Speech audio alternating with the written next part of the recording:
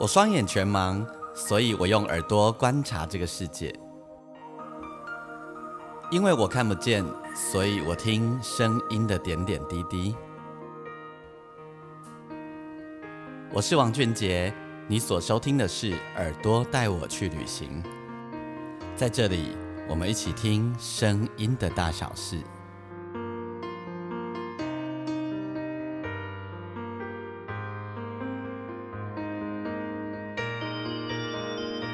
欢迎再度收听《耳朵带我去旅行》，我是王俊杰。我们在这一集《耳朵带我去旅行》的节目当中呢，我要带大家到一个练团室。它同时是一个工作室，也是练团室。我们呢要跟大家和一个很特别的乐团聊天。这个乐团的名字叫百合花。不晓得听我节目的朋友们，你们有没有听过百合花乐团哦？这个乐团呢是以台语创作为主的一个乐团，而且呢在他的创作当中加入了很多传统南北管的素材在里面，但是呢同时又加上了摇滚啊、雷鬼啊各式各样的曲风，是一支非常精彩而且产量非常丰富的乐团哦。我注意百合花很久了，在几年以前他们还没有出专辑的时候，我就开始注意百合花了。那当中的主唱加主要创作者易硕，我就一直注意他。我为什么会注意百合花？是因为我第一次听到百合花的音乐的时候，我就被吓到了。我觉得它是近年来最精彩的一个以台语创作为主的乐团。怎么说最精彩？这个乐团它的编制也不大，但是呢，它的音乐性超级丰富，然后呢，音乐的成熟度也很高，那也做得非常的满哦。更重要的是，它结合了很多传统的素材，然后再加上现代摇滚啊，各式各样的元素，但说的是现在的事情，写现在的歌。第一个敢这样做很不容易，第二个这个要经历的挑战会很多，第三个光是要拥有这些养分和能量就是一件困难的事。如果是我的世代，我小时候可以接触到很多这些东西，但是呢，易硕他们百合花大概都20几岁年纪，他们的成长过程里面要接触这些东西相对是较少的。那用台语创作本来对现在年轻一辈的朋友来说本来就稍微有一点点辛苦，那又加上很多传统的东西，那就更加的困难了。所以呢，我们在接下来的2集节目当中，我们要走进百合花乐团的世界，跟百合花乐团聊天，同时也让你听听他们的音乐，听听他们的作品，听听他们在音乐上的各式各样的想法。好，我觉得百合花也许今年会在金曲奖发光发亮也说不定哦。去年他们入围了，没有得奖，但是他已经被牢牢记住了，许多爱音乐的人都默默的记住他们了。如果你还不认识百合花，没有关系，你可以上网 Google， 你也可以听我接下来2集的节目。同时呢，如果你喜欢我的节目的话，也邀请你可以帮我分享给更多的人听。你也可以帮我在你的收听平台底下按5颗星的评分。当然，你还可以上我的粉丝页钢琴诗人王俊杰，跟我聊聊你的想法。你要私讯给我也都没有关系哦。OK， 那我们废话不多说，我们走进百合花的练团室，我们跟百合花一起聊天，先让大家认识每一个人的声音吼。然后，其实我含迄个易硕的台语绝对是倍儿棒，我认为伊的台语就好的。不过迄个我们服务广大的听众群，所以我难得用自然的语言这样子。好，然后伫我的身躯边是易硕。大家好，我是百合花的易硕。易硕，你细汉台语就遐尼好嘛？无啦，我是较早是拢用听的，因厝内人会讲。是吼。是到大汉了后，才感觉讲想要甲学起来。而且你是在台北长大，对不对？对。也就浓浓的台北台语。是啊。真的。对，我等下再给你解释一下啥，这浓浓的台北台语。好啊。然后伫个艺术边啊来。自己来。我是贝斯手微左。微左哈，微左台语就普通，对不对？就是平常家里会讲嘛。微左来，你对1数到10。1、2、3、4、5、6、7、8、9、10。很日本有没有？5、6、7、8、9、10。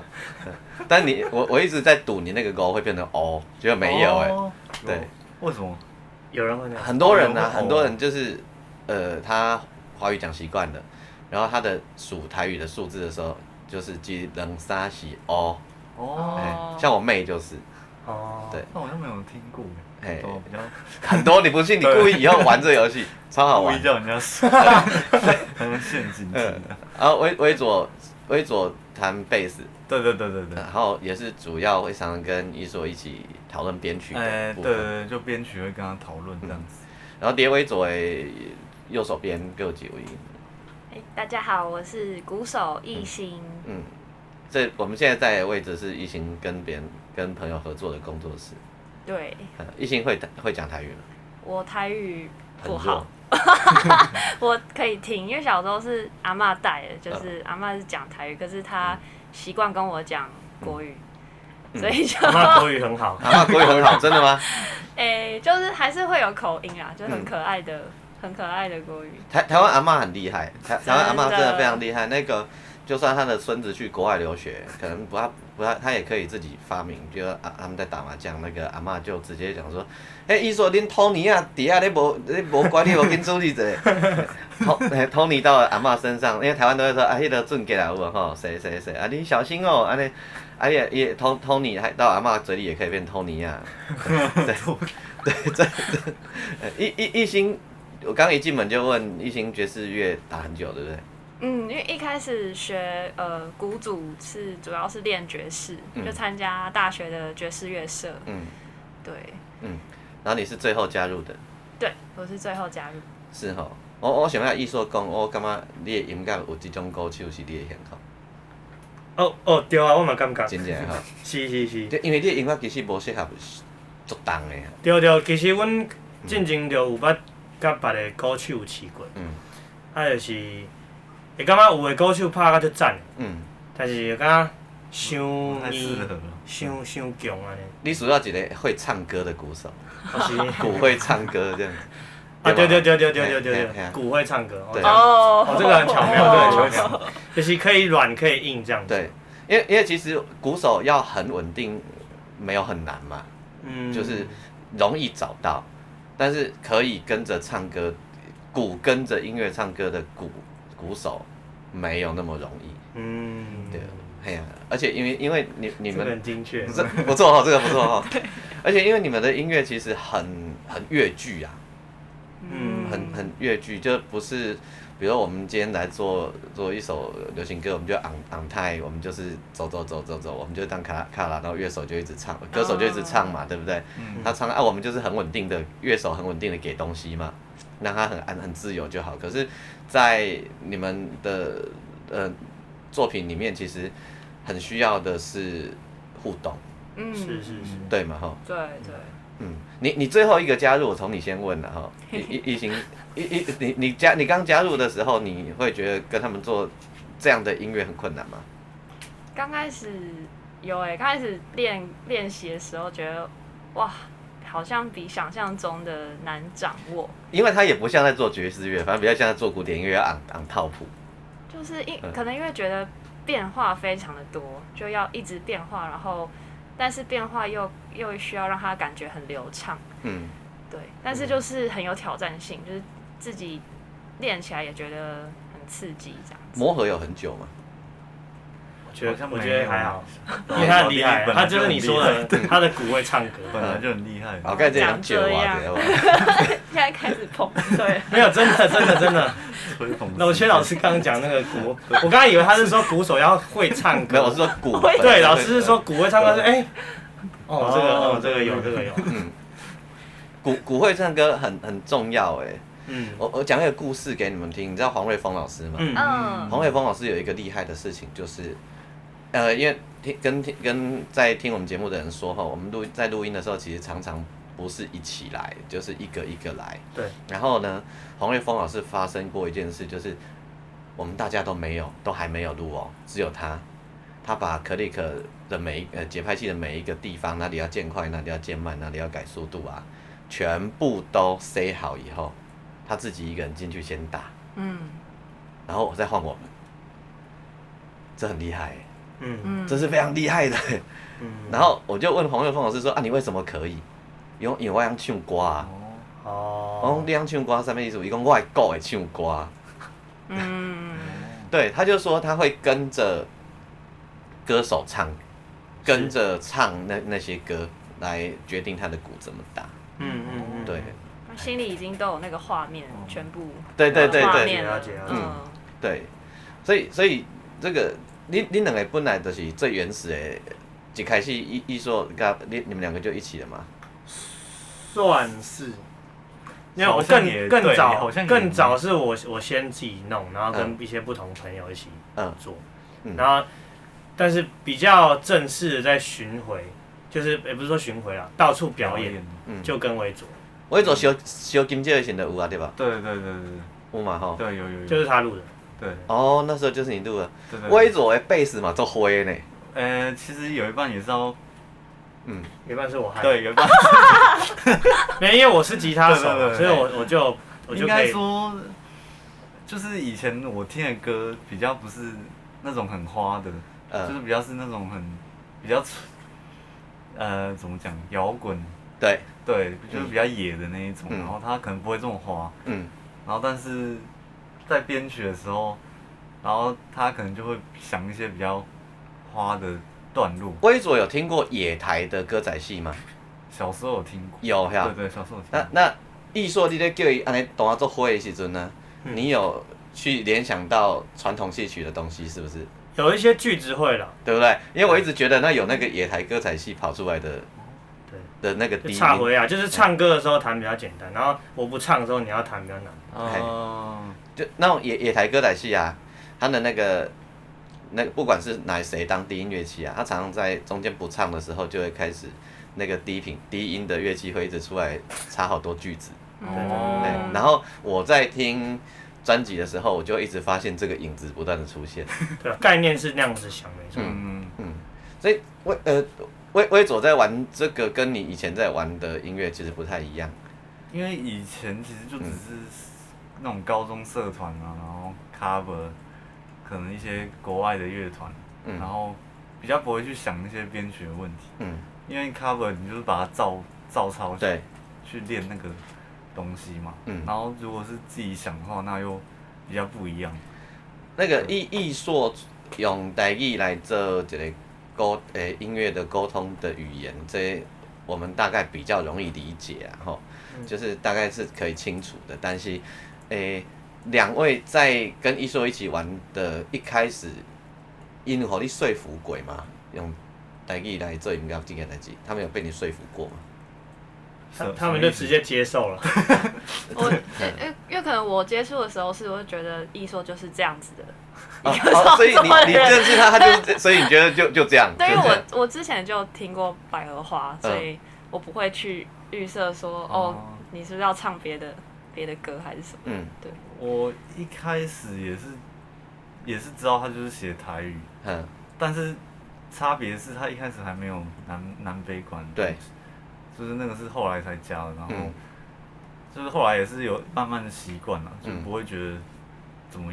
就是很奇怪或者怎么样，就是反而他如果去唱什么中文，你就觉得很更怪的，对啊。因为我那个百合花还没有出专辑的时候，歌迄阵都有听过啦吼。迄阵都有听过，但是你较早有甲无共款一寡人合作嘛。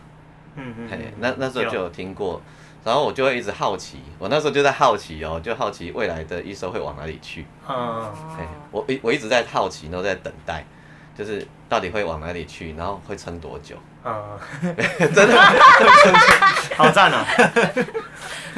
这题目很直接嘛，哈，很棒，很直接。我真的想，那我问你，你那时候有遇过撑多久这一题吗？我没有，我就觉得我会继续做这件事情，然后，我有遇到这个问题，可是我的角度好像比较不一样。你说？因为我就是觉得。其实我一开始没有要专职做音乐，哦，真的、啊。我就只是知道我会一直做这个事情，就不管我现在平常在做什么事，我就是一定会做音乐。然后是因为有一年就是修金就那一年，有朋友要写补助，然后他就跟我说，艺硕你要不要也写一下，做一张专辑？然后我就不太想，然后他就我要写，我帮你写了好不好？你就把东西丢给我，然后我才写补助的，然后写补助之后就有一些成绩，然后也认识很多人，然后就变成现在变专职做音乐，就是应该一定撑得下去啊，我认为不会有撑不下去的状况，只要你自己不要放弃，就不会有撑不下去。他们在苦海无边了。对，而且我一直相信那个做艺术就是，就算10年没有人理你，20年也会有一点，就是发酵，对啊。羡慕啊，这就是各位的本钱，真的，对，真的这就是本钱。我讲会不会撑不下去，是一直坚持用你这个方式来做创作这件事，你之前有被做其他说服嘛？比如讲，别人可能会讲，艺硕其实你也可以写华语歌、啊。哦，很多人讲啊，对不对？一定这么说、啊。而且有时候甚至是长辈比较会讲。对，长辈讲你做台语迄无前途啦，还是有啥物听啦。对，因为他会在我音乐里面听到我有才华。对。然后觉得比如说我的亲戚的小孩，他自己的儿子女儿就是在听流行音乐。对。然后他们讲说，你看你可能就是因为你写这个，所以其实年轻人不会听你的音乐。但是可能我比较骄傲一点，我不太在意这种事情。就是我感觉我在做我喜欢的代志，我就是要做这样。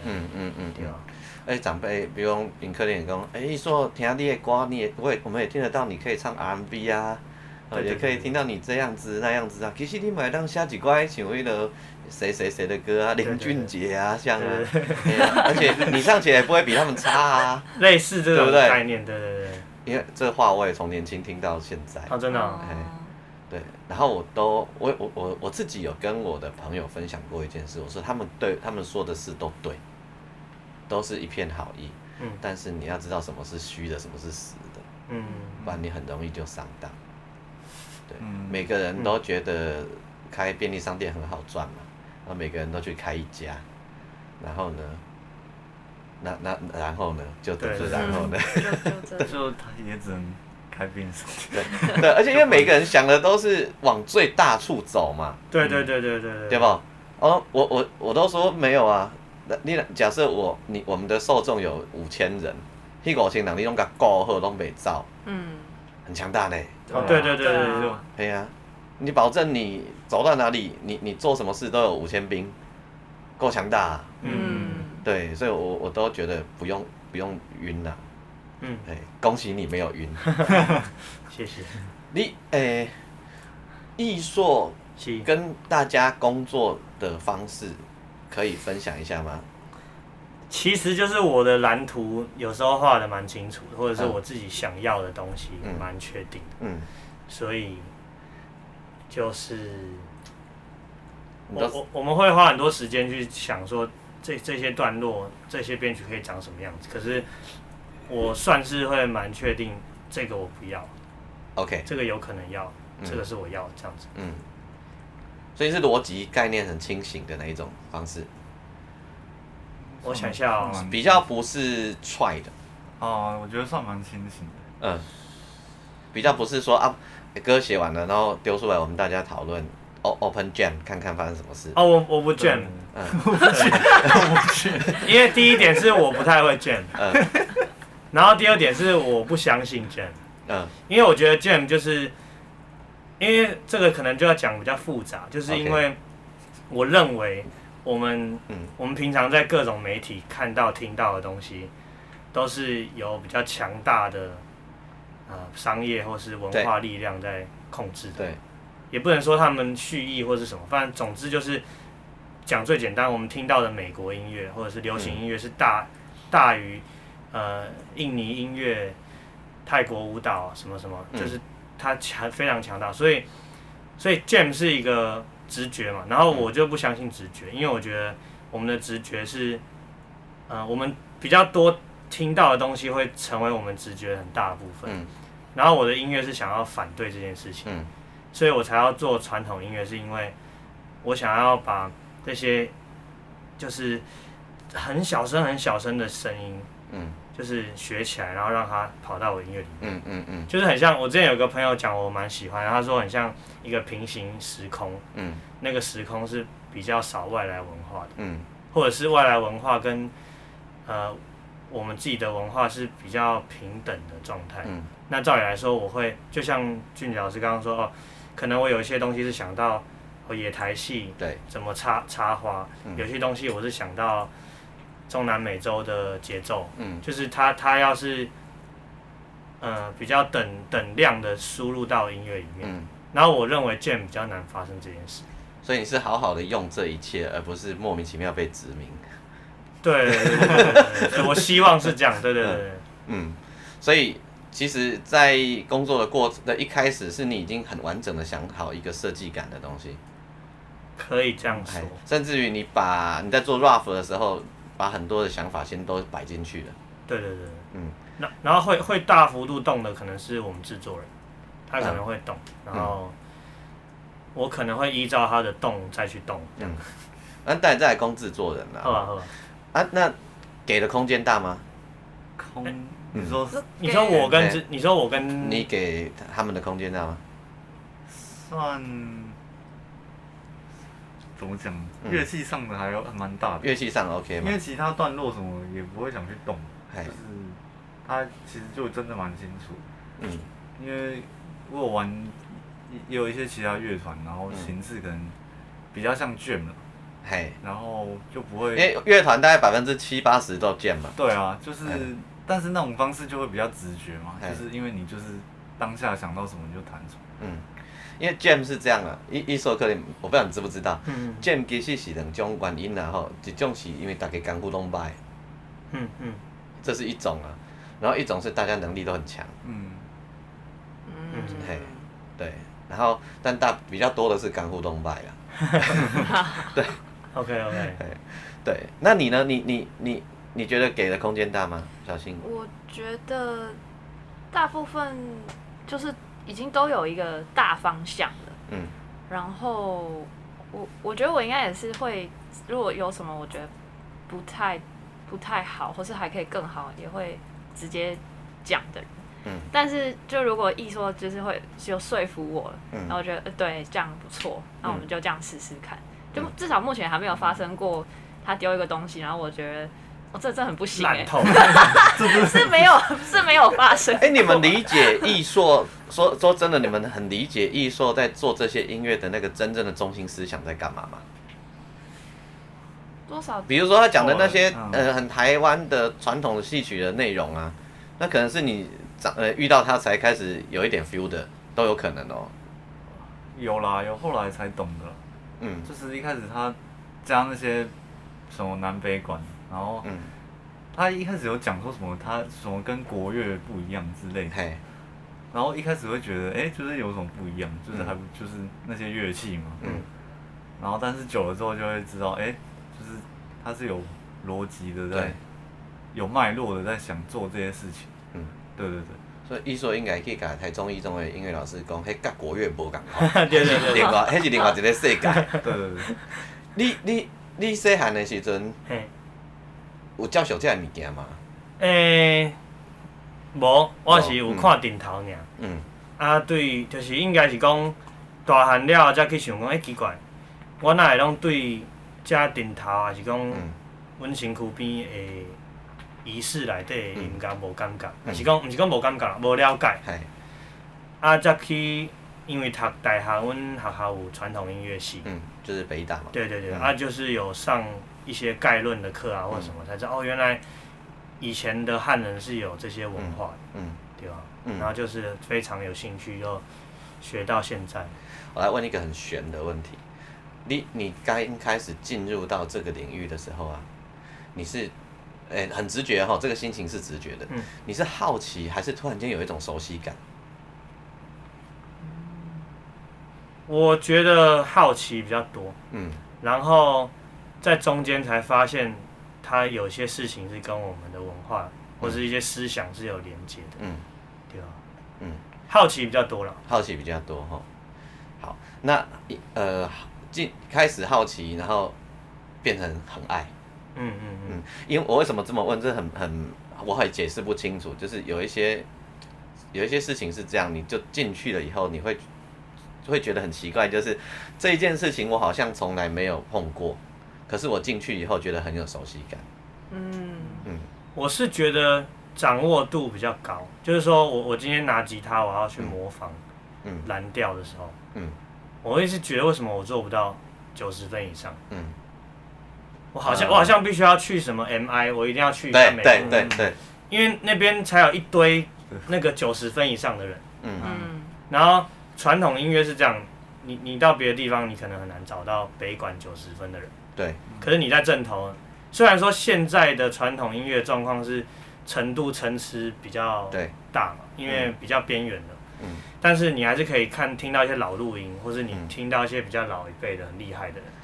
但是它虽然有谱，它虽然有一个词曲谱，有一个脉络，可它那个其实都写大概啦，对不对？所以它其实留了很多空间，是在像做蓝调或做爵士乐是在 open jam， 对不对？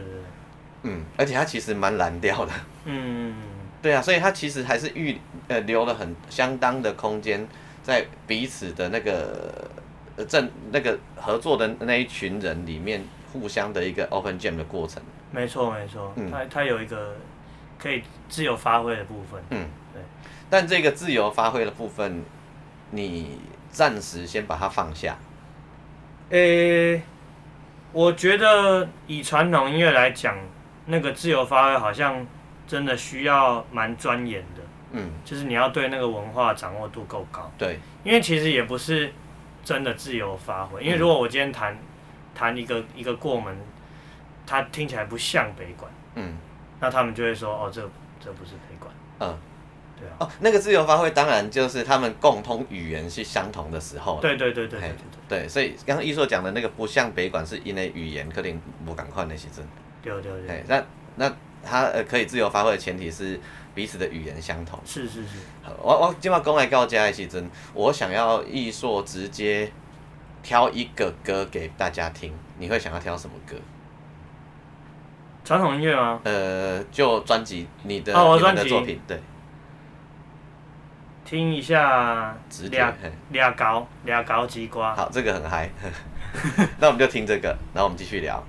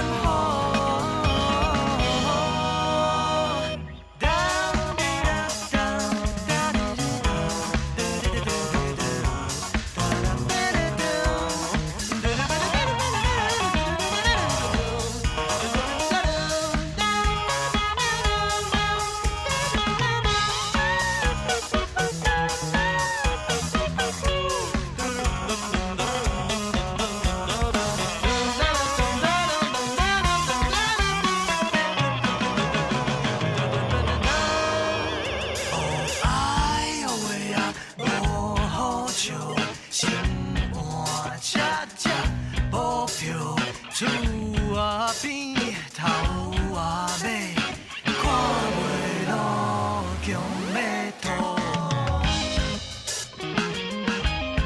安尼敢对？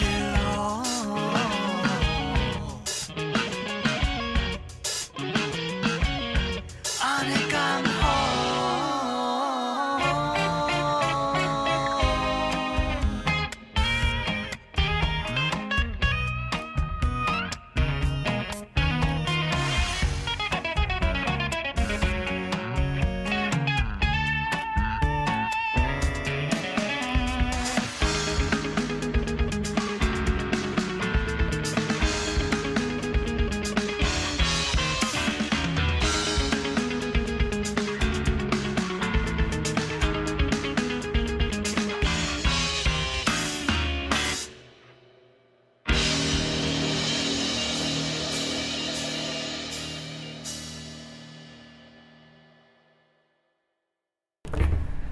我们刚听完歌，然后从小金蕉到即马一张，其实2张变化很大，算吗？真的吗？哎呀，其实算蛮大的啊，往前走很大步啊。但是我们如果大家在听第1章的时候，你可以听到很多直笛。对，我干嘛把直笛放到这个音乐里面来，非常的有趣。真的吗？哎，这个梗哪里来？是因为没有你自己正好会吹直笛的关系吗？对，就是编曲嘛，然后就桌上有一支直笛，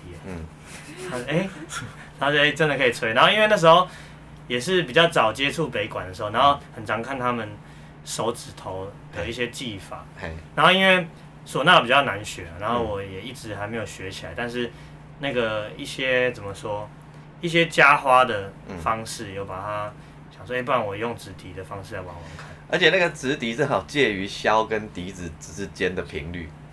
哦，对，就有一种乐趣，而且就是大家都很熟悉的乐器。对，所以就因为这样加进来。对啊。我们再回来讨论这整个过程里面啊，我先问2位好了，然后看你们谁，我先问2位，就是你们自己在做这些音乐的过程里面啊，你觉得你被感动的是什么？你先。被感动。艺兴有副业吗？我现在没有，就是现在也算是全职做音乐。对。OK。被感动。不一定是艺所讲的南北管本身呐，或者它的传统戏曲的元素本身，也许是其他。也许你要用的形容词不是被感动，也可以。被激怒，这很深的一个问题。甚至于是被激怒啊！我自己先讲好了，我20年前开始跟陈明章老师合作的时候，20几年前，我是被激怒的。对。为什么？我跟你们说，我是本科系学古典音乐出来的。我的大脑里面呢，所有的概念都是应该要精准的，是思索过的。而且我认识陈明章老师的时候，我已经是个编曲了。所以对我来说，丢一首歌，然后那一首歌没有拍子，算不到小节数，然后接下来变看着办，对我来讲根本就是疯子的行为。然后就说然后再来看你要做什么，然后互相讨论，也没有讨论，就是谈看，演看再说。对我来说，这是啥？所以我是常常被激怒的。然后因为我们学古典音乐的和声的语言，比如说我们会说什么什么1级13啊，什么这种那个西洋音乐的语言嘛。底下陈老师因的世界内底不是安尼讲话，他们的世界里面的讲法是，我感觉安尼无生冷气，我靠腰啥是生冷气？就是形容词啊。我觉得这样没有风吹过的感觉。这是啥？一个是他，一个是徐景纯小姐，都是讲这种我听不懂的天空语言。对，我就会说那是这个吗？是那个吗？所以我常常是被激怒的。我觉得没有一件事情是对的。对，不精确。但后来我就被感动，因为他的音乐语言跟我不一样，但是我发现他们在说一种像我们如果学乐器的人，我们很自然就是在说一种技法嘛，哈。对。他在说的不是技法，他在说的是一种样貌。他在说的是一种样貌。了解。对，那是因为我用我的语言来理解他的语言，而不是我进到他的世界里面。比如咱若去到南北馆的人讲，啊，你这是不是就是迄个布鲁斯嘛？伊一定给你塞落呀！你讲你不猎头啊，不是？对，所以我一开始是被激怒的，而且我会觉得我们不是拍子这里就要很稳，要渐强，要干嘛吗？他们没有这些事，没有这些事，就是不需要精准，要的是有没有一起，有没有 together。对，这跟我想的都不一样。了解。所以你呢？你的 feel 是什么？我刚刚有思索一番，结果我想一下怎么讲这个事情。Okay. 我觉得可能我一直对于就是比较传统的文化一直有一种距离感，因为可能也跟我的背景或是我求学，我是念英文系的，所以念的都是西洋的文学啊之类的东西。然后其实如果说比如说讲到台语，就台语也没有很好，然后对于传统文化其实也不是非常的了解，所以就是其实以前应该也没有想过说，有一天会做这样子类型的音乐的创作，因为包含以前可能都是做爵士乐相关的类型比较多，那爵士本身也是一个西方的音乐类型，对，但是就是怎么好像就是一转眼，就是突然那个回神过来，已经就是在这样的音乐里面，没有，我是真的觉得就是很开心的那种，对，就没有想到哇，可以有这么大转变，变成包含就是也认真的练习台语啊，想把台语讲得更好，听得更好，然后也想要多花更多时间去学习，还有认识传统的文化，不管是音乐或者是各方面的历史等等的，就是这个连结是我以前可能比较没有的。对，那发现原来我可以把这个连结重新建立起来，就是其实是就是真的蛮开心。你不觉得那是台湾的爵士乐吗？对啊，其实是。我过年的时候，这个我还没跟你们讲。我过年的时候整理房间，就整理出大学有一堂课，忘记是什么课，反正我做了一个报告，然后我那报告的 title 是那个爵士乐与歌仔戏的连结。什么你有做过？我完全忘记我有做过，而且我做极认真。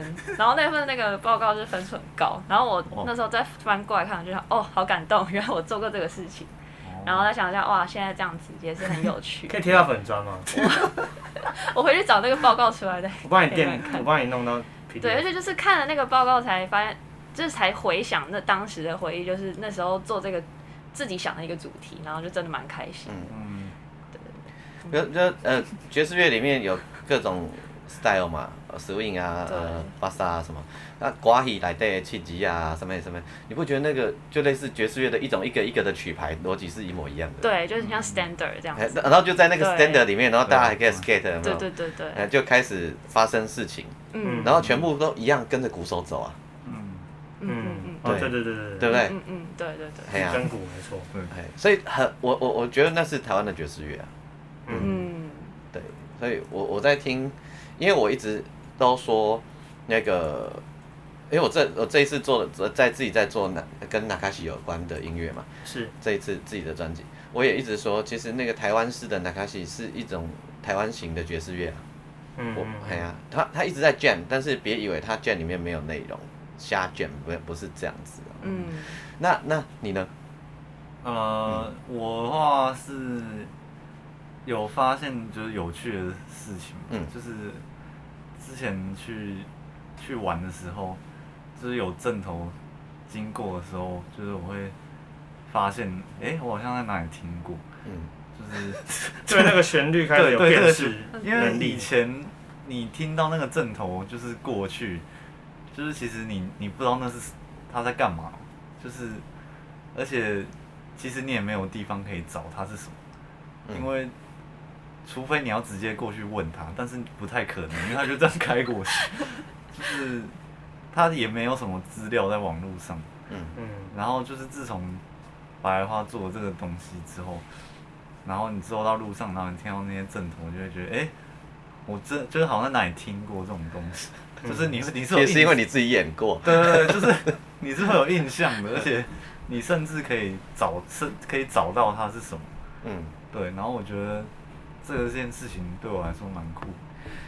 伊说我知影你学这物件拢开足长的时间去学这物件啦，然后你学这物件，咱嘛知影咱照单全收以后，我们不可能复制贴上，对，然后咱一定是要重新演绎嘛，对，重新演绎伊才行会落去嘛，用现代语言来互伊行落去。伫咧重新演绎的过程内底，你安怎想这个代志？你想真久嘛？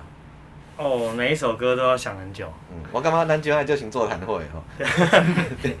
就是对啊，因为我其实有一个一起学的朋友，他比我早学，可能不知道有没有10年，然后跟我一样年纪，我都很常跟他讨论，就是其实我们的歌就是跟他一起编的，然后我们会有好多版本，就是整个一整年都在，就是每一首歌都有，只要有用到南北管的都有好多版本，然后再试说这个好不好，这个有没有有趣，这个有没有不像北管，然后是如何怎么样不像，怎么样像，然后，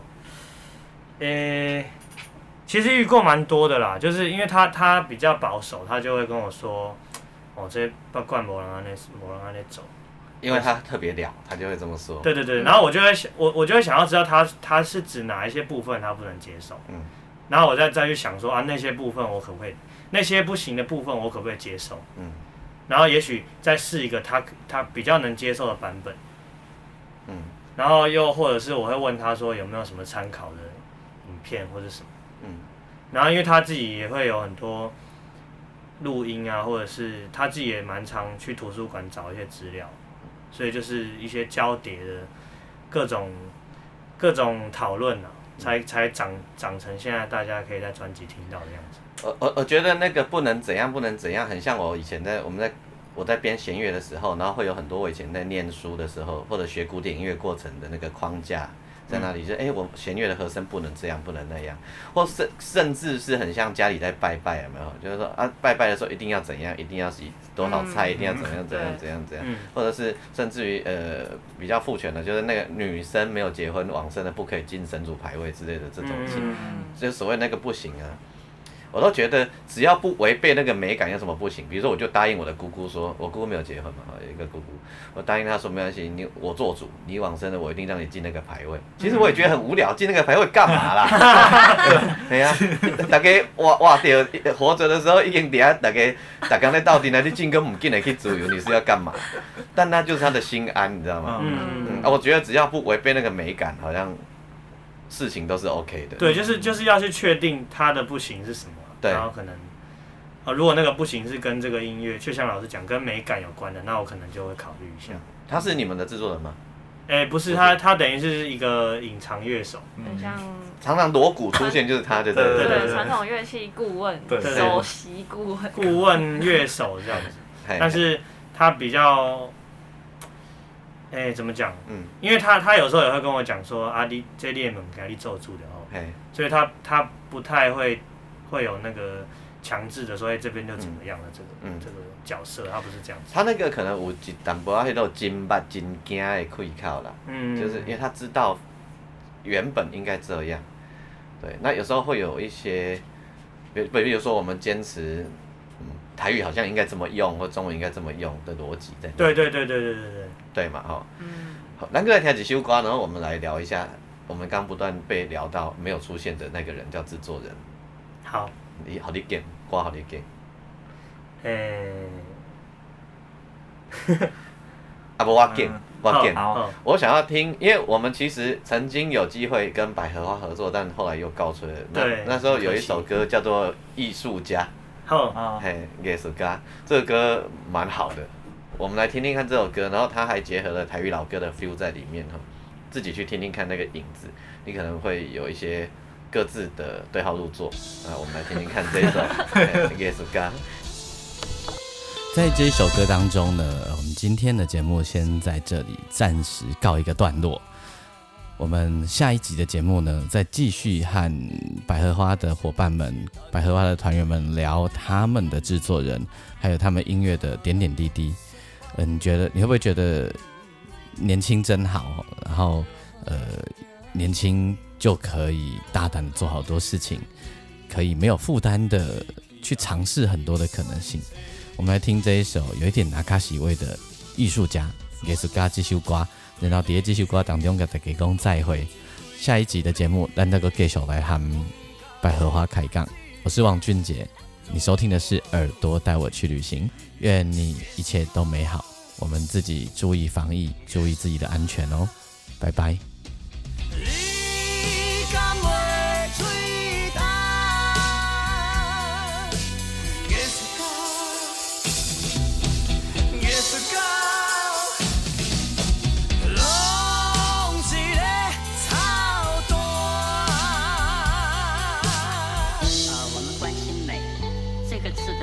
到底是什么不容易讲清楚，因为大部分我们被这样的时刻感动的时候，我们的理智的部分，我们知识判断的部分，反而其实不是那么清楚。我们是被我们自己内在的心理上的一个状态所充满。